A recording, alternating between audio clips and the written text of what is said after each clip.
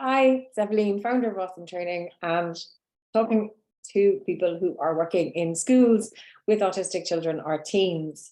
And a very common question is, how do we help autistic children to regulate? So a couple of things. First of all, it's really difficult for children whose brains are still developing and sensory systems are still developing to regulate themselves. It's actually difficult for adults to regulate ourselves. When you have a bad day, you might need to vent, you might need to call a friend, you might need to go for a run, you might need to do loads of other things that involve other people, so that you can feel better. And that's regulating yourself. So we're kind of asking, when we ask a child to regulate themselves, we're kind of asking them to do something that's like biologically impossible. So it's important that we kind of understand that. We should be looking more for co-regulation strategies. And I know that often in schools, like the only strategies that are there for helping kids to regulate are maybe a quiet corner or a sensory room or a break from the classroom. There are so many other things that we can do when we understand, the human sensory system, and how we can work with each other. So when a child is getting distressed, why are they getting distressed? We need to look at what's going on in the environment. Sometimes letting a child know that you see them, that you understand them, is going to help them to regulate or co-regulating them. Just the same as when you're having a bad day and you might meet a colleague in the corridor and, you have a couple of words and you feel better after that. Same for all of us. We're all regulating each other. What does regulating ourselves actually mean? It can mean expressing our emotions. It can mean letting the stuff out so that we come back to this kind of calm and alert state. Regulated means basically comfortable or calm and alert. Homeostasis would be another word for it.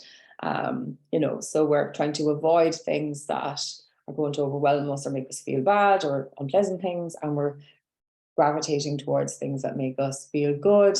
And that's just a very human experience. We all do it without really giving it much thought, throughout our lives, throughout our days. And it's the same for autistic children. The other point I'd like to mention is that sometimes it looks like the autistic child has difficulty regulating their emotions and everyone else is fine. But we really need to look at the environment, and the environment for the autistic child is not the same as the environment for their non-autistic peers. Because very often, particularly in school environments, people haven't been trained by autistics. The knowledge that they have is kind of limited to very outdated ideas, or secondhand information from people who aren't autistic themselves. And because of that, then people, so well-meaning, really trying their best, really thinking what they're doing is right. But, it turns out it's not always the right approach. And sometimes the approaches that we're using based on, outdated ideas, which probably should never have existed, if we're using those approaches, it can actually create problems. So, when we're looking at why a child is having difficulty regulating, we need to understand we all have difficulty regulating. We need to co-regulate. So focus on co-regulation, look for different strategies. Outside of the ones of just taking a break, movement break, see, can you incorporate movement into your lesson? Why are we doing a lesson and then going outside for movement? Can we incorporate movement into the daily lesson? If we're doing maths, how can we add movement into that? If we're doing geography, how can we add movement into that? Some subjects and some topics are easier to imagine with movement, but we can always add movement into what we're doing. Incorporate this stuff. And movement obviously isn't the only thing.